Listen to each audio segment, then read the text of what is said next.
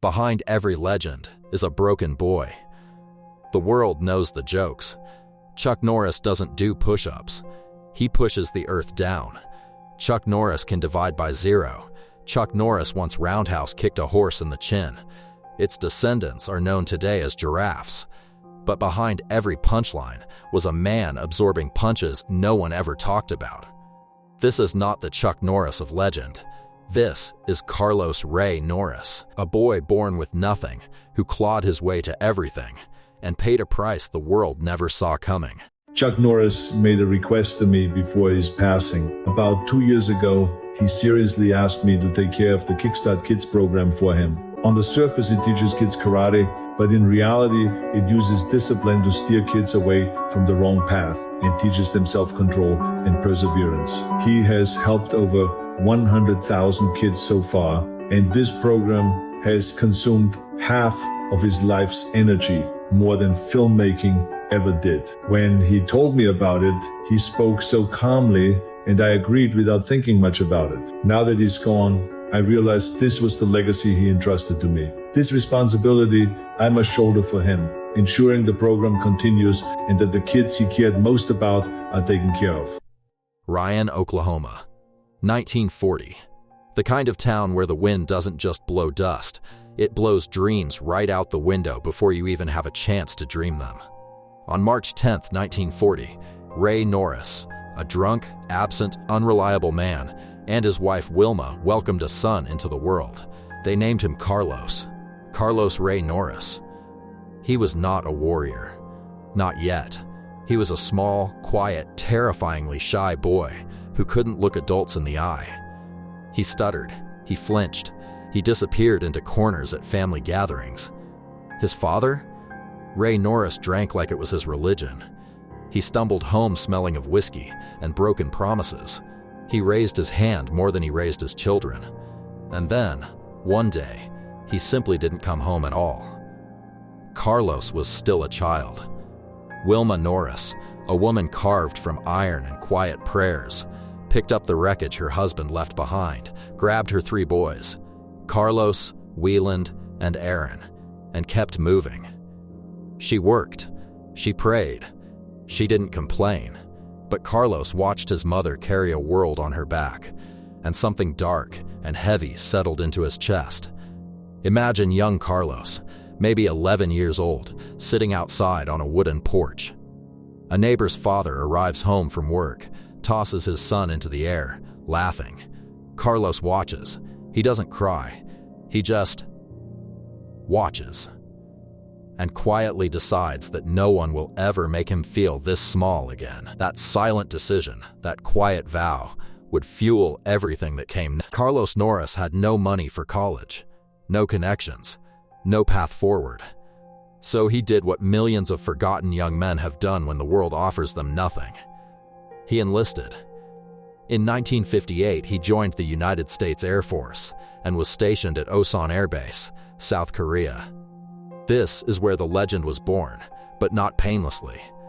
Carlos was an awkward airman, still introverted, still unsure of himself. While other soldiers bragged and postured, he spent his evenings watching Korean locals practice a martial art called Tang Soo Do. Something cracked open inside him. He began training, quietly, obsessively. Before sunrise, after sunset, his knuckles bled, his shins turned purple. He bowed to men half his size and got thrown across mats so hard his vision went white. And he came back. Every single time. His commanding officer once reportedly told him, "Norris, you fight like a man who has something to prove." Carlos looked up, dead-eyed, and replied, "I do, sir. I just haven't figured out to who yet." By the time he returned to American soil, he wasn't Carlos anymore. He was something harder, something sharper. He was Chuck. Chuck built a life. He opened martial arts studios. He trained relentlessly. He married his high school sweetheart, Diane, in 1958, and they had 2 sons, Mike and Eric. On paper, it looked like a comeback story. And then, Vietnam happened. Chuck's younger brother, Wieland Norris, was drafted. Wieland was not a fighter. He was gentle, funny, The kind of brother who remembered your birthday, who laughed too loud at his own jokes. Chuck adored him. The night before Whelan shipped out, the brothers sat on the hood of Chuck's car under a Los Angeles sky. Whelan said, "You'll be a movie star by the time I'm back, Chuck. I want your autograph." Chuck laughed and punched his shoulder. "Get back first, then I'll sign whatever you want." Whelan never came back. In 1970, specialist Whelan Norris was killed in action in Vietnam. He was 28 years old. Chuck received the news the way soldiers' families always receive it, through a door knock that changes everything forever. He has spoken about Whelan only rarely in interviews. When he does, his voice changes. The roundhouse kicks, the action movies, the bravado, all of it, for a moment, dissolves. And you see the brother who never got to give that autograph. They say grief either destroys a man or drives him. For Chuck Norris, it drove him straight into the jaws of Hollywood. By the early 1970s, Chuck Norris had become one of the greatest martial artists in America, a 6-time undefeated middleweight champion. And then fate sent him someone extraordinary, Bruce Lee. The two men met, trained together, and formed a respect, competitive, electric, mutual. Bruce Lee cast Chuck in Return of the Dragon in 1972 as his greatest on-screen opponent. The fight scene they filmed together is considered one of the greatest in cinema history.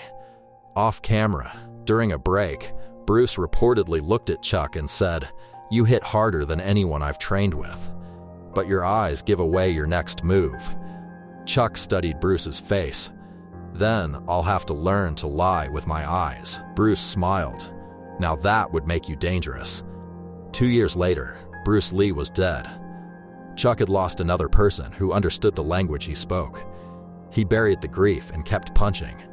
Missing in action, Code of Silence, Delta Force, Walker, Texas Ranger. Chuck Norris became a cultural titan, a symbol of American toughness. His face was on lunchboxes. His kicks were on posters in military barracks worldwide. But at home, the seams were showing. In 1988, after 30 years of marriage, Chuck and Deanne divorced. The man who could dismantle 5 opponents in seconds couldn't hold together the thing that mattered most to him. His sons watched their parents' marriage end. Chuck has admitted that the relentless grind of fame, the constant absence, the obsession with the next fight, the next film, cost him more than he realized. He was, in the quietest moments, still that boy on the porch, still watching other people's happiness from the outside. Chuck Norris remarried in 1998 to Gena, Kelley, a model and actress 2 decades his junior. They had twins. He was, by all accounts, finally happy. And then in 2012, the world Chuck had fought so hard to build began to collapse in a way no roundhouse kick could fix. Gena went in for a routine MRI scan. She was injected with a contrast dye, gadolinium, standard procedure. Millions of people receive it every year with no issue. But Gena was not one of those people. In the weeks and months that followed, Gena began to deteriorate, burning sensations across her skin, excruciating pain in her hands, arms, legs, cognitive fog so thick she couldn't finish sentences. She spent days unable to get out of bed. She was hospitalized for weeks at a time. She went from doctor to doctor. Most of them looked at her chart and shrugged. One night, Chuck sat at the edge of her hospital bed, holding both her hands while she shook. The monitors beeped. The fluorescent light buzzed. And Chuck Norris, the man the world believed was incapable of fear, leaned his forehead against hers and whispered, "You do not have my permission to leave." He spent over $1 million on her medical care. He walked away from his career. No appearances, no endorsements, no Walker reunion, nothing. The world asked, "Where is Chuck Norris?" He was in a hospital room, refusing to leave his wife's side. Gena has credited his presence, his absolute refusal to accept defeat, with saving her life. In 2017, Chuck and Gena filed a lawsuit against pharmaceutical companies, claiming the gadolinium contrast agent had poisoned her. The case rattled the medical industry. Chuck Norris didn't fight this battle with his fists. He fought it in courtrooms, in hospitals, in sleepless nights, and for the first time in his life, the outcome was not entirely in his control. There is a strange cruelty to becoming a myth while you're still alive. The Chuck Norris jokes never stopped. The internet turned him into a demigod, invincible, unstoppable, untouchable. Facts like Chuck Norris once challenged Lance Armstrong in a Who Has More Testicles contest.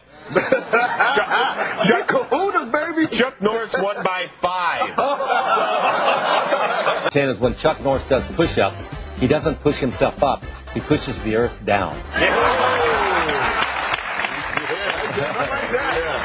There are no steroids in baseball, only players Chuck Norris has breathed on.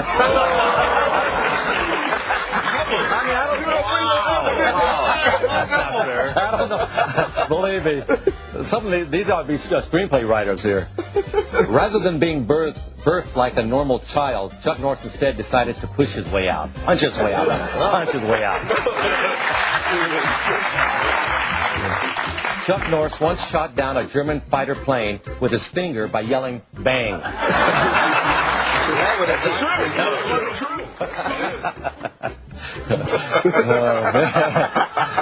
Chuck Norris doesn't churn butter. He roundhouse kicks the cows, and the butter comes straight out. Yeah,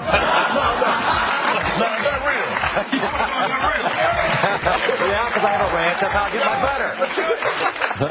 butter. When Chuck Norris sends in his taxes, he sends blank forms and includes only a picture of himself, crouched and ready to attack. Chuck Norris has never had to pay taxes ever. That's not true. That is not true. That's total fraud.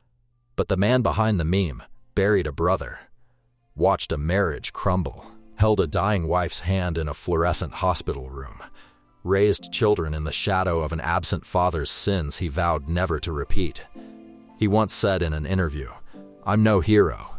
I just refuse to quit." That's it. That's the whole story. Not the kicks, not the films, not the one-liners. Just a boy from Oklahoma who had every reason to give up and simply didn't.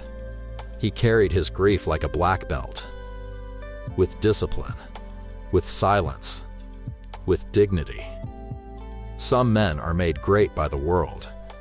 Chuck Norris was made great by everything the world put him through. If you made it this far, thank you. Don't forget to like, subscribe, and share this with someone who needs a reminder that real strength isn't the absence of pain. It's continuing despite